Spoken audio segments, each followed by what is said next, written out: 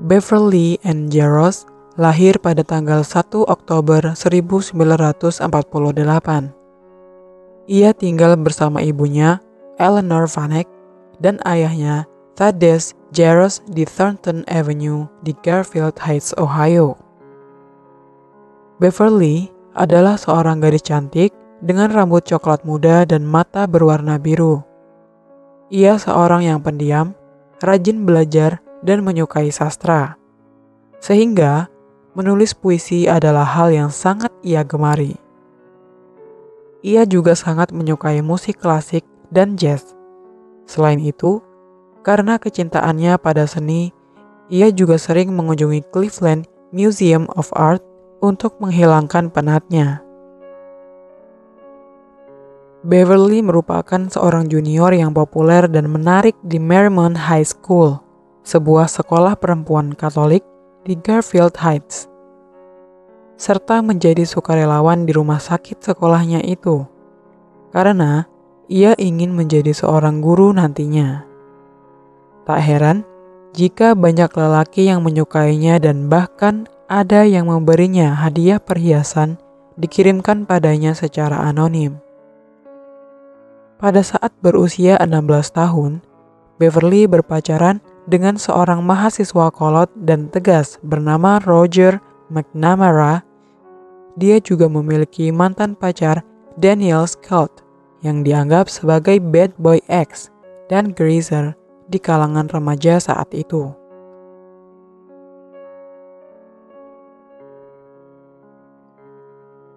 Pada tanggal 28 Desember 1964 sore, Beverly berencana pergi belanja dengan dua temannya, Barbara dan Margie. Itu adalah liburan musim dingin mereka dari Marymount High School. Meski itu adalah hari libur, ayah dan ibunya tetap bekerja, sehingga Beverly dan adiknya yang berusia 12 tahun, Carol, merasa kesepian dan bosan. Mereka kemudian berjalan mengunjungi nenek mereka, Mary Vanek, yang berjarak 1 mil jauhnya dari Turney Road, dan di sana sampai waktu untuk makan siang. Sekitar pukul 12 lewat, Beverly menelpon ibunya untuk memberitahukan bila ia akan pergi bersama teman-temannya. Beverly juga menulis pesan kepada ayahnya karena saat ia menghubungi, ayahnya sedang sibuk, sehingga ia meninggalkan nama palsu pada kantor ayahnya agar segera menelponnya kembali. Karena jam menunjukkan hampir pukul 1, Beverly berpikir untuk bergegas pulang dan berganti pakaian sebelum Barbara datang. Sehingga nenek Vanek mengantarnya pulang, sementara Carol tetap tinggal di rumah neneknya. Pada pukul 1:25, Barbara datang untuk menjemputnya. Dia mengetuk dan membunyikan bel pintu selama sekitar 5 menit. Tetapi tidak ada yang menjawab panggilan itu, dan setelah itu ia memutuskan untuk pergi. Sementara Margie, yang saat itu resah menunggu kedatangan kedua temannya yang tak juga muncul, akhirnya ia menelpon Barbara untuk menanyakan keberadaannya, karena seharusnya mereka semua bertemu untuk berbelanja, tetapi tidak diangkat. Ia juga tidak mendengar kabar apapun dari Beverly. Oleh karena itu, Margie mencoba menghubungi keluarga Beverly, nenek Vanek. Lalu, neneknya menelpon ayah Beverly dan menyuruhnya segera pulang dari tempat kerja untuk memeriksanya. Ayah Beverly, Ted, tiba di rumah pada pukul 3 sore. Ketika masuk, ia menemukan pintu samping rumah terbuka dan terdengar suara musik yang sangat keras berasal dari radio di lantai bawah. Dia pikir itu aneh, karena Beverly menyukai musik klasik dan benci ketika mendengar suara TV terlalu keras. Kemudian, ia mematikan musik dan menuju kamar Beverly di lantai atas. Betapa terkejutnya, ternyata ia menemukan putrinya yang sudah tak bernyawa tergeletak di lantai kamar tidurnya. Setelah itu, Ia langsung menelpon polisi untuk melaporkan bahwa putrinya dibunuh. Ketika polisi tiba, mereka melihat Beverly dalam keadaan telanjang dari pinggang sampai bawah dan berlumuran darah, serta terbaring telungkup di lantai. Di antara jari-jarinya ada seutas tali pendek yang sepertinya itu adalah potongan dari tali panjang yang dipegang oleh pembunuhnya dengan kuat. Bahkan saat dicekik, pelakunya juga menyayat lehernya dengan pisau. Namun, ada informasi lain jika pakaiannya ditarik ke atas dan ke bawah untuk mengekspos tubuhnya. Hal itu menunjukkan jika kemungkinan ia mengalami kekerasan seksual. Tetapi, polisi mengatakan bahwa Beverly tidak mendapatkan kekerasan seksual, jadi mungkin saja pelaku membuka pakaiannya untuk menusuknya langsung mengenai daging. Itu membuat polisi berpikir jika pelaku adalah seorang wanita. Tubuh Beverly kemudian diperiksa oleh Dr. Samuel Gerber. Dalam wawancaranya, Samuel menyimpulkan jika pencekikan adalah penyebab kematiannya, tetapi ia juga mengatakan bila luka pisau sebenarnya sudah cukup untuk membunuhnya. Karena kejadian itu menggemparkan seluruh daerah, teman-teman dan keluarga serta tetangga yang mendengar hal itu sangat syok dan merasa kasihan dengannya. Kasus Beverly kemudian dengan cepat dibahas oleh beberapa surat kabar, penulis, blogger, dan lainnya secara online.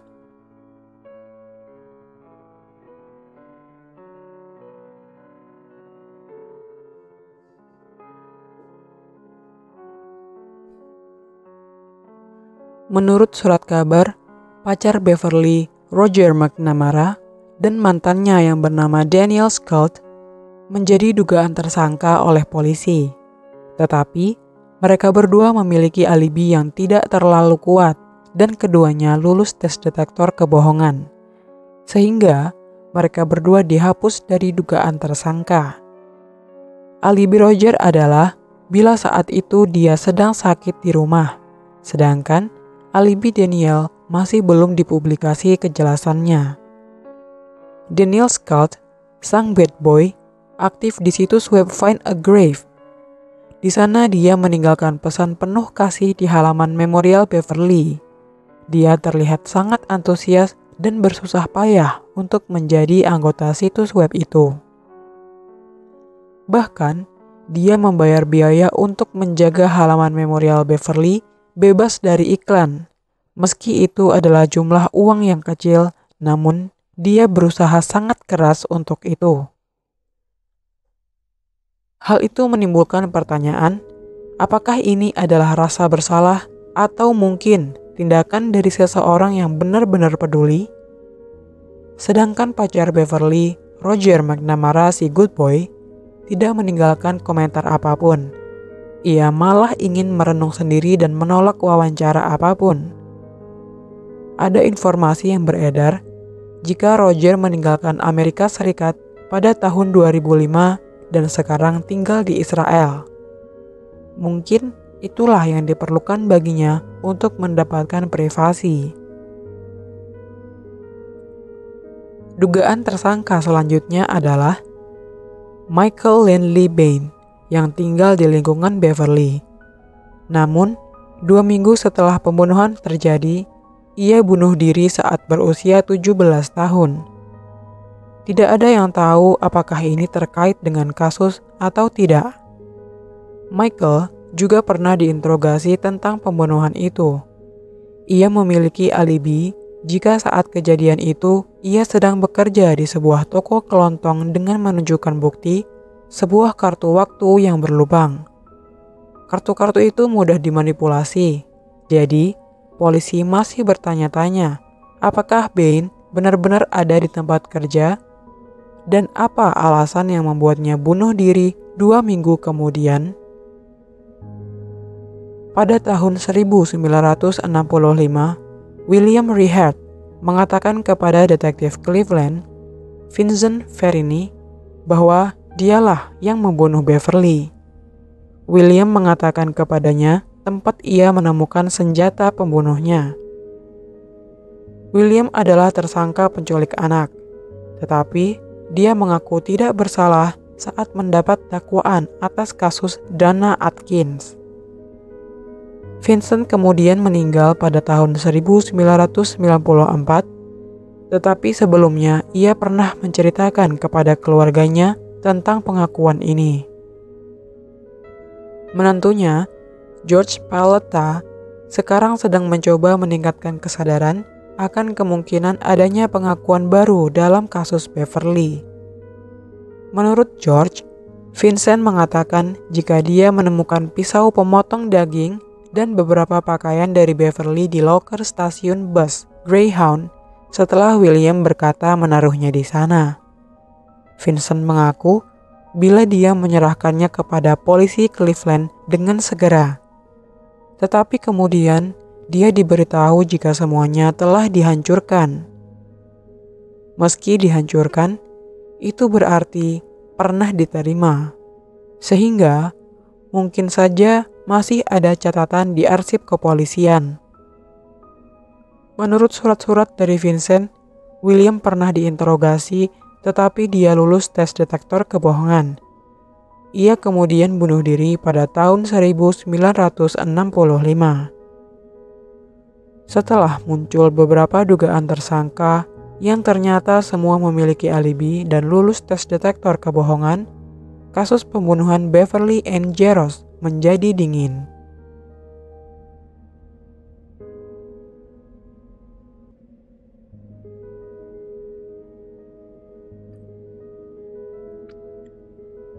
Tubuh Beverly ditikam sebanyak 34 sampai 42 kali.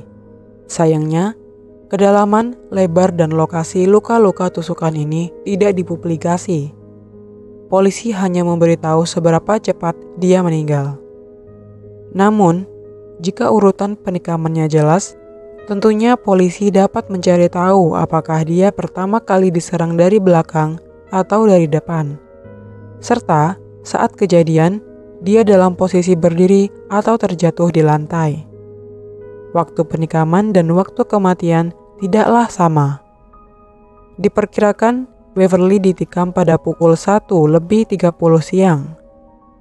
Namun, jika Beverly meninggal sekitar pukul itu, tetapi pukul 1 ia masih terdengar hidup ketika dia telepon temannya pada pukul 1 siang, maka penyerang masuk ke dalam rumah. Pertengkaran dan penyerangan semuanya terjadi dalam waktu 30 menit. Sepertinya itu waktu yang terlalu singkat. Beverly ditikam di bagian punggung dan lehernya disayat, serta dicekik menggunakan tali jemuran. Itulah yang menyebabkan ia akhirnya menghembuskan nafas terakhir. Ada informasi dari beberapa orang bahwa seorang penulis bernama John Stuck Bellamy II dalam bukunya Death Ride at Euclid Beach melaporkan bila tali yang digunakan dalam pembunuhan Beverly Jaros telah diselidiki oleh para detektif ke Shreveport Mills Corporation. Tali itu ternyata diproduksi dan dijual sebagai tali selempang jendela. Namun, Ted Moss dari Southeastern Cordage Corporation berkata, Beverly menggunakan tali ini sebagai tali jemuran. Sehingga, polisi percaya tali itu harus diperiksa dengan MVAC untuk mendapatkan DNA terutama di bagian ujung tempat sidik jari dari penyerang berada. Selain itu, disebutkan jika saat Beverly dicekik menggunakan tali jemuran, pelaku mengikatnya dengan simpul persegi. Karena ini bukan simpul khusus dan tidak diperuntukkan bagi profesi khusus, serta kita semua menggunakannya dalam kerajinan tangan, mengikat sepatu dan lainnya, sehingga sulit untuk menjadikannya suatu hal istimewa yang dapat mengarah pada pencarian tersangka.